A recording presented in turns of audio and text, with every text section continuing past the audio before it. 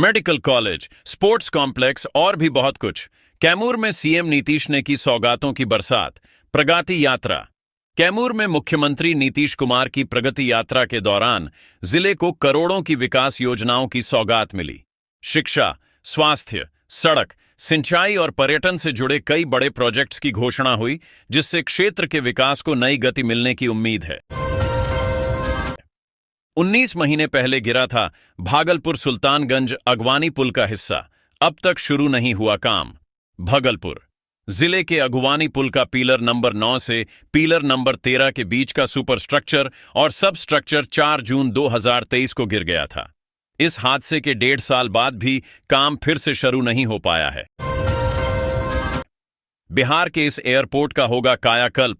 300 एकड़ जमीन पर निर्माण। कब उड़ान भरेगी फ्लाइट?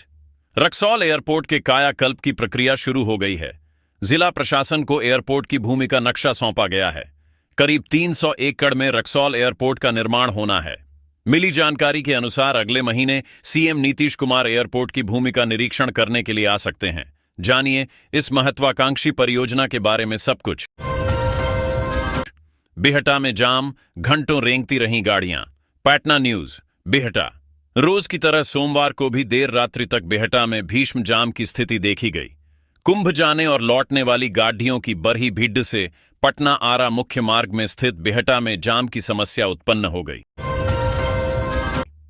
बिहार के बक्सर पहुंचे विदेशी मेहमान। साइबेरियन पक्षियों ने गंगा किनारे बनाया डेरा। Siberian birds. बक्सर और यूपी के सीमावर्ती इलाके में 7 समुंदर पार से साइबेरियन पक्षियों का जत्था पहुंच चुका है।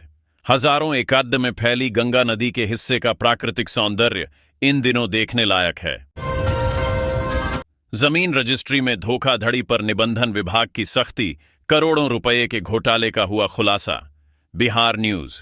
मुजफ्फरपुर में भूमि और संपत्ति रजिस्ट्री में धोखाधड़ी पर निबंधन विभाग ने सख्ती बढ़ा दी है।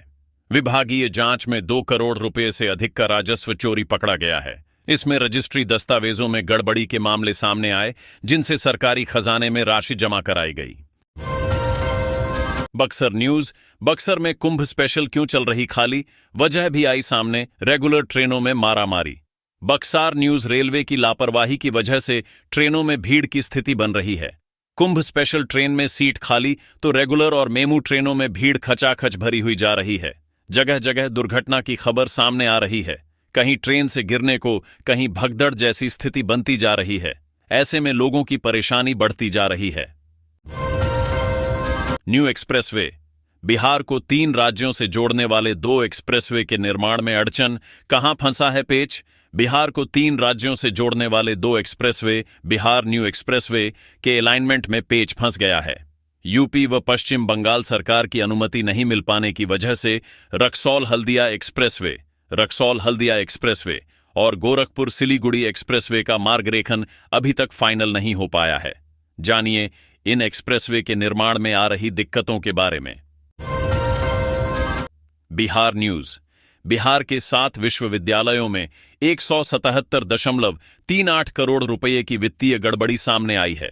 विश्वविद्यालयों ने खर्च की गई राशि का हिसाब नहीं दिया है और न ही अंकेक्षण रिपोर्ट और उपयोगिता प्रमाण पत्र उपलब्ध कराए हैं।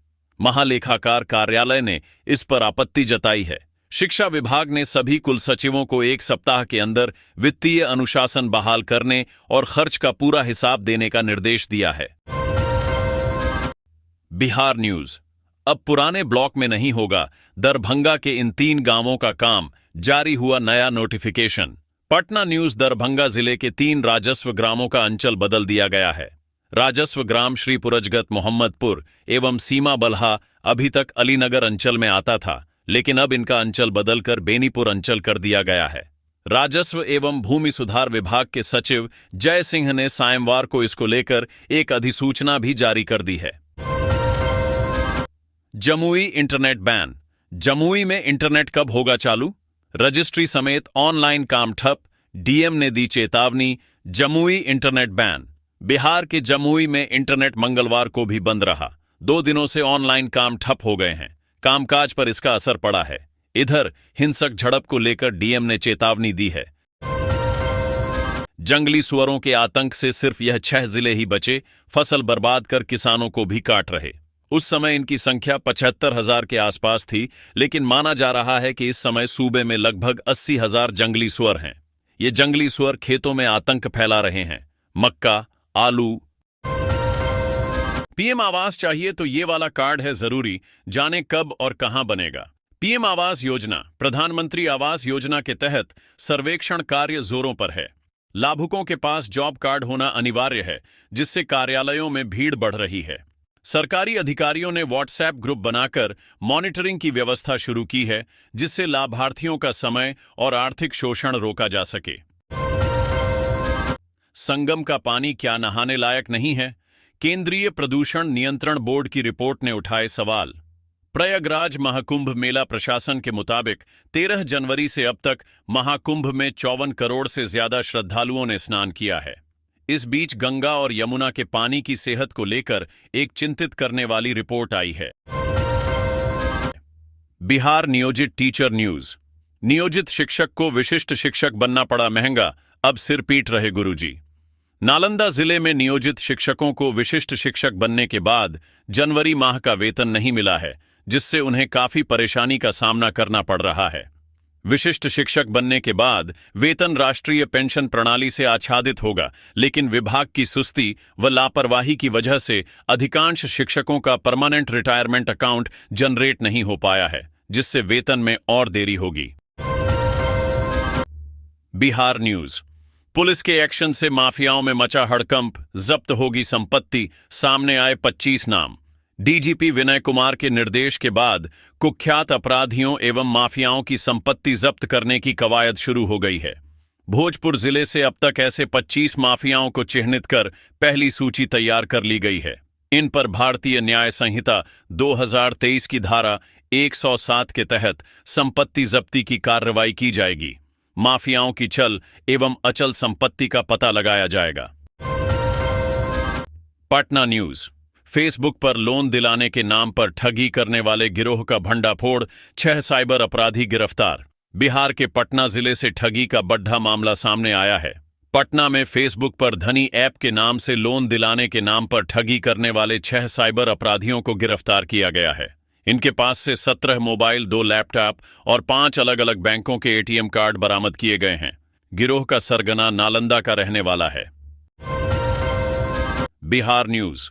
बिजली कर्मचारी की हत्या से मचा हड़कंप, अपराधियों ने पहले चाकू से गोदा, फिर मार दी गोली। पश्चिम चंपारण में सोमवार सुबह बेखौफ अपराधियों ने विद्युत विभाग के कार्यपालक सहायक की गोली मारकर हत्या कर दी। इससे पहले उन्होंने चाकू से कई बार वार किया और फिर गोली मार दी। इलाज के लिए ले जाने के दौरान बिजली विभाग के कर्मचारी की मौत हो गई। घटना की जानकारी के बाद पुलिस ने मामला दर्ज कर जांच शुरू कर दी है।